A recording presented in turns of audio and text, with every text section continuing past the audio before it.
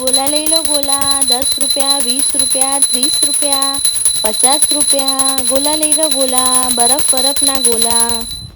अरे ના ના ના ના, શું વાત કરો છો? બરફના ગોલા? ના, આજે હું તમારી માટે લઈને આવી છું બરફ વગરના ગોળા, અને એ પણ બનશે એકદમ સ્ટ્રીટ સ્ટાઇલ, જે તમે બહાર જનરલી ખાતા હો છો એવા જ ગોલા. અને એવું લાગશે જ નહીં કે આ બરફ વગરના ગોલા બન્યા છે. તો છે ને, એકદમ લાગે છે ને એકદમ મસ્ત બરફ વગરના ગોલા. તો ચાલો રેસીપી સ્ટાર્ટ કરીએ એક નવા જ વિડીયો સાથે.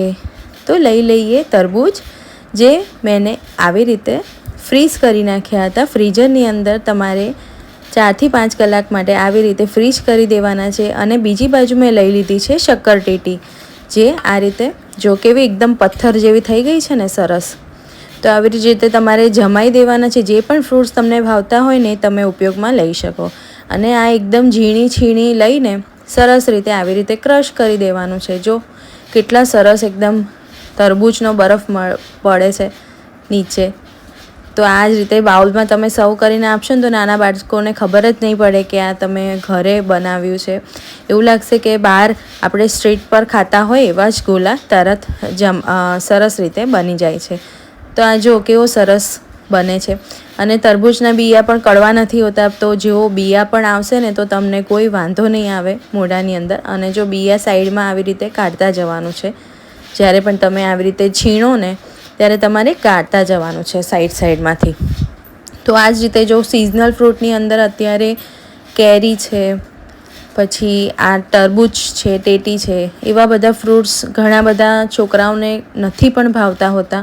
જેમ કે મારો સન છે, એને તરબૂચ નથી ભાવતું, તો હું આ રીતે સર્વ કરીને આપું ને તો એ ફટાફટ ખાઈ જાય છે અને એકદમ ટેમ્પટિંગ પણ લાગે છે.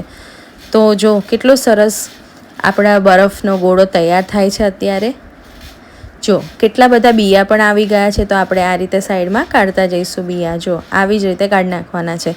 અને જો કોઈ પણ મહેમાન આવશે ને તો તમે આ રીતે સર્વ કરશો ને તો કોઈને લાગશે જ નહીં કે તમે ઘરે બનાવ્યા છે. અને આ જો મેં મારી પાસે સ્ટ્રોબેરી ક્રશ હતું, જે આના પર મેં થોડું ડેકોરેશન માટે નાખ્યું છે. આ જ રીતે મેં ટેટીનું છીણ પણ તૈયાર કરી નાખ્યું છે. ટેટી જે એકદમ મેં જમાઈ લીધી હતી ફ્રીઝરની અંદર. અને જો કેટલું સરસ આનું છીણ જમા થયું છે. જો લાગે છે ને એકદમ એવું લાગે છે કે મલાઈનો વરસાદ થતો હોય. આની પર તમે મલાઈ પણ નાખી શકો છો. ફ્રેશ ક્રીમ જો અવેલેબલ હોય તો નાખી શકો છો.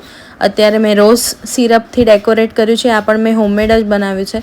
તો તમને પણ જો રોઝ સિરપ અને સ્ટ્રોબેરી ક્રશની રેસીપી જોઈતી હોય તો મને કમેન્ટમાં લખજો. I will definitely upload it. So જોઈ શકો છો કેટલું સરસ એકદમ લાગે છે ને, એકદમ બહારના ગોલા ખાતા હોય એવું. આની અંદર મેં કીધું એ પ્રમાણે તમે ડ્રાયફ્રૂટ્સનું તમે ટોપિંગ કરી શકો, પછી ફ્રેશ ક્રીમ છે એનું ટોપિંગ કરી શકો.